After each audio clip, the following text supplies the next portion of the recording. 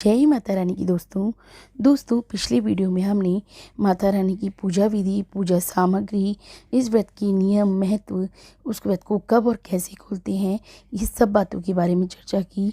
और अब इस वीडियो में हम सुनेंगे दशा माता की कहानी, पौराणिक कथा जो सदियों से सुनी जा रही है।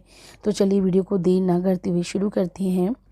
दशा माता व्रत की प्रामाणिक कथा के अनुसार प्राचीन समय में राजा नल और दमयंती रानी सुखपूर्वक राज्य करते थे।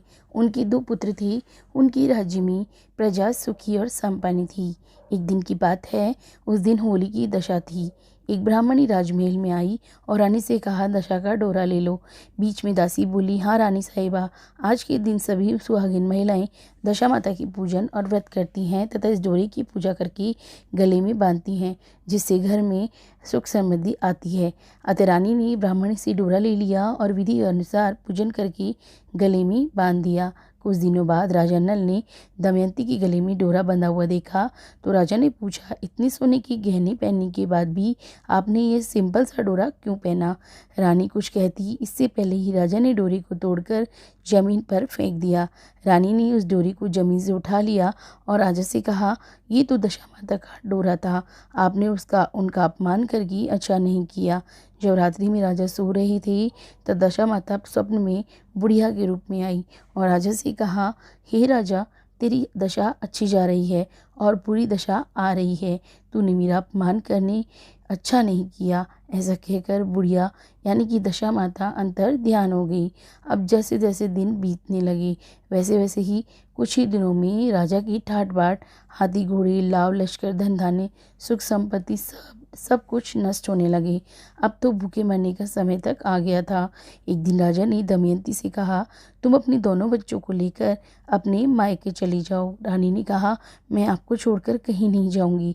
जिस तरह आप रहेंगी उसी तरह मैं भी आपके साथ रहूंगी। तब राजा ने कहा, अपने देश को छोड़कर दूसरे देश में चलते हैं, वहाँ जो भी काम मिल जाएगा वही काम हम कर लेंगे। इस तरह नल दमयंती अपने देश को छोड़कर चल दिए। चलते चलते रास्ते में भील राजा का महल दिखाई दिया। वहाँ राजा ने अपने दोनों बच्चों को अमानत के तौर पर छोड़ दिया। आगे चले तो रास्ते में राजा के मित्र का गांव आया। राजा ने रानी से कहा, चलो हमारे मित्र के घर चलते हैं। मित्र के घर पहुंचने पर उनका खूब आदर सत्कार किया गया और पकवान बनाकर भोजन कराया। मित्र ने अपने शयन कक्ष में सुलाया। उसी कमरे में मोर की आकृति की खूंटी पर मित्र की पत्नी का हीरों का जड़ा हार टंगा हुआ था। मध्यरात्रि में रानी की नींद खुली तो उन्होंने देखा कि वो बेजान खूंटी हार को निगल रही है। ये देखकर रानी ने तुरंत राजा को जगाकर दिखाया तो दोनों ने विचार किया कि सुबह होने पर मित्र की पूछने पर क्या जवाब देंगे, इसलिए वो यहाँ से चले गए और उन्हें यहाँ से चले जाना चाहिए। ऐसा सोचकर वो दोनों वहाँ से चल दिए। इसके बाद सुबह होने पर मित्र की पत्नी ने खूंटी पर अपना हार देखा तो वहाँ हार नहीं था।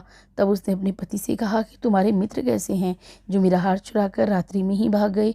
मित्र ने अपनी पत्नी को समझाया कि मेरा मित्र ऐसा बिल्कुल भी नहीं है, धीरज रखो, कृपया उसे चोर मत कहो। ऐसा कहकर आगे चलने पर राजा नल की बहन का गांव आया।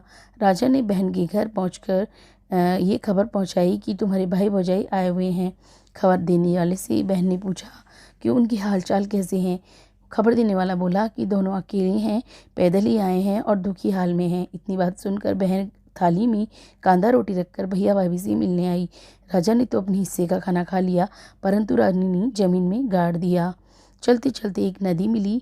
राजा ने नदी में से मछलियाँ निकालकर रानी से कहा, तुम इन मछलियों को भूंजो, मैं गाँव में से परोसा लेकर आता हूँ।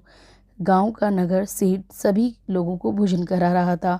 राजा गांव में गया और परोसा लेकर वहां से चला तो रास्ते में जो चील होती है उसने झपट्टा मारा तो सारा भोजन नीचे गिर गया।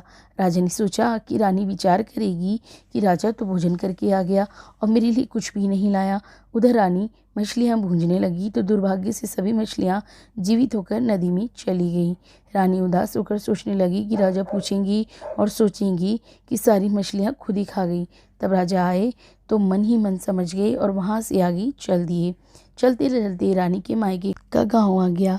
राजा ने कहा, तुम अपने मायके चली जाओ, वहाँ दासी का कोई भी काम तुम कर लेना, मैं इसी गांव में कहीं नौकर हो जाऊंगा। इस प्रकार रानी महल में दासी का काम करने लगी और राजा तिली के घर के खाने का काम करने लगा। दोनों को काम करते बहुत दिन हो गए। जब होली की दशा आई, वो जो दिन आया, तब सभी रानियों ने सिर धोकर स्नान किया। दासी ने भी स्नान किया। दासी ने रानियों का सिर गूंथा तो राजमाता ने कहा, मैं भी तेरा सिर गूंथ दूं। ऐसा कहकर राजमाता जब दासी का सिर गूंथ रही थी, तब उन्होंने सिर के जो दासी का सिर था उसमें पद्म देखा। ये देखकर राजमाता की आंखें भर आई और उनकी आंखों से आंसू की बूंदें गिरी। आंसू जब दासी की पीठ पर गिरी तो दासी ने पूछा, आप रो क्यों रही हैं? राजमाता ने कहा, तेरी दासी मेरी भी बेटी है, जिसके सिर में भी पद्म था। तेरे सिर में भी वैसे ही पद्म है। ये देखकर मुझे उसकी याद आ गई। तो दासी ने कहा, मैं ही आपकी बेटी हूँ। दशा माता के कोप से मेरे बुरे दिन चल रहे थे, इसलिए यहाँ आई। माता ने कहा, बेटी तूने ये बात हमसे पहले क्यों नहीं कही? तुमने हमसे क्यों छुपाई? दासी ने कहा, माँ मैं आपको सब कुछ बता देती तो मेरे बुरे दिन नहीं कटते। आज मैं दशा माता का व्रत करूँगी और उनसे गलती की क्षमा याचना करूँगी। अब तो राजमाता ने बेटी से पूछा, हमारे जमाई राजा कहाँ हैं?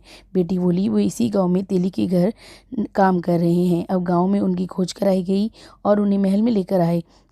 जमाई राजा को स्नान कराया, नए वस्त्र पहनाए और पकवान बनाकर उन्हें भोजन कराया गया। अब दशा माता के आशीर्वाद से राजा नल और दमयंती के अच्छे दिन लौट आए। कुछ दिन वहीं बिताने के बाद अपने राज्य को वो जाने लगे। दमयंती के पिता ने खूब सारा धन, लाव लश्कर, हाथी घोड़ी देकर अपनी बेटी और जमाई को विदा किया। रास्ते में वही जगह आई जहाँ रानी ने मछलियों को भूना था। राजा के हाथ से चील की झपट्टा मारने से भोजन जमीन पर आ गिरा था। तब राजा ने कहा, तुमने सोचा होगा कि मैंने अकेले ही भोजन कर लिया होगा, परंतु चील ने झपट्टा मारकर गिरा दिया था। अब रानी ने कहा, आपने भी सोचा होगा कि मैंने मछलियों को भूनकर अकेले ही खा ली होंगी, परंतु वे जीवित होकर नदी में चली गई थी। चलते चलते अब राजा की बहन का गाँव आया। राजा ने बहन के यहाँ खबर भेजी। खबर देने वाले से पूछा, उनके हालचाल कैसे हैं? उसने बताया कि वे बहुत अच्छी दशा में हैं, उनके साथ हाथी घोड़े लाव लश्कर हैं। ये सुनकर राजा की बहन मोतियों की थाल सजाकर लाई। तभी दमयंती ने धरती माता से प्रार्थना की और कहा, माँ आज मेरी अमानत मुझे वापस दे दो। यह कहकर उस जगह को खोदा जहाँ कांदा रोटी गाड़ दिया था। खोदने पर रोटी तो सोने की और कांदा चांदी का हो गया। ये दोनों चीज़ें बहन की थाली में डाल दी और आगे चलने की तैयारी करने लगी। वहाँ से चलकर राजा अपने मित्र के घर पहुँचे। मित्र ने उनका पहले के समान ही खूब आदर सत्कार और सम्मान किया। रात्रि विश्राम के लिए उन्हें उसी शयन कक्ष में सुलाया। मुंहने वाली खूंटी की हार निगल जाने की वाली बात से नींद नहीं आ रही थी। आधी रात के समय वही मुंहने वाली खूंटी हार उगलने लगी तो राजा ने अपने मित्र को जगाया और रानी ने मित्र की पत्नी को जगाकर दिखाया। आपका हार तो इसने निगल लिया था, आपने सोचा होगा कि हार हमने चुराया है। दूसरे दिन प्रातःकाल नित्य कर्म से निपटकर वहाँ से वे दोनों चल दिए। वे भील राजा के यहाँ पहुँचे और अपने पुत्रों को मांगा तो भील राजा ने देने से मना कर दिया। गांव के लोगों ने उन बच्चों को वापस दिलाया।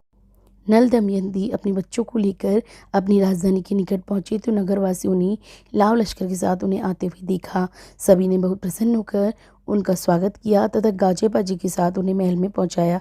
राजा का पहले जैसे ठाट बाट हो गया। राजा नल दमयंती पर दशा माता ने पहले कोप किया, ऐसी कृपा किसी पर मत करना, और बाद में जैसी कृपा करना वैसी सब पर करना। बोलो दशा माता की जय।